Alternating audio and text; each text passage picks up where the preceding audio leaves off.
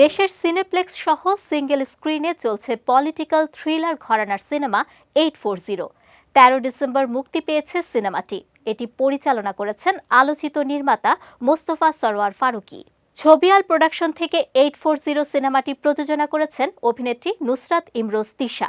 সহপ্রযোজক হিসেবে ছিলেন ফরিদুর রেজা সাগর। সিনেমাটি শুধু প্রেক্ষাগৃহে নয়, ওটিটি এবং টেলিভিশনেও দেখা যাবে। পাশাপাশি বিদেশের মাটিতেও 840 মুক্তির সম্ভাবনা রয়েছে।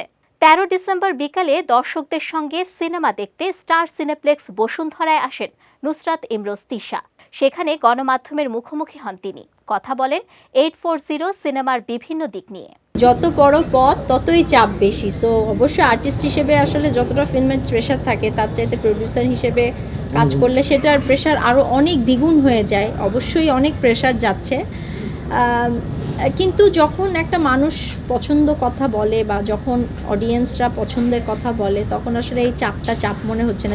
840 সিনেমায় মেয়র তথা রাজনৈতিক নেতার চরিত্রে পর্দা কাঁপাচ্ছেন অভিনেতা নাসিরুদ্দিন খান। নুসরাত ইমরোজ তিশার সঙ্গে সিনেপ্লেক্সে উপস্থিত ছিলেন তিনিও। আমি রিলিজ হওয়া বা আমি যখন কাজ করে ফেলি এরপরে আসলে কোনো কিছু নিয়ে আমি চাপ নিই না। চাপ নিয়ে তো কোনো লাভও নাই, কিছু করারও নেই। এটা আমার শুধু একটা খেয়ালই থাকে যে আমি যে কাজটা করেছি এটা অডিয়েন্সের কাছে পৌঁছচ্ছে কিনা এবং অডিয়েন্স এটা কীভাবে রিসিভ করছে বা দর্শক বিনোদিত হচ্ছে কিনা, এটাই শুধু আমার, ওটা নিয়ে হয়তো একটু চাপে থাকি। 2007 সালে বাংলাদেশের রাজনীতিবিদদের উত্থান পতনের গল্প নিয়ে নির্মিত হয়েছিল 420। এটিও নির্মাণ করেছিলেন ফারুকী। লম্বা বিরতির পর সিরিজটির সিকুয়েল হয়ে পর্দায় ফিরেছে 840।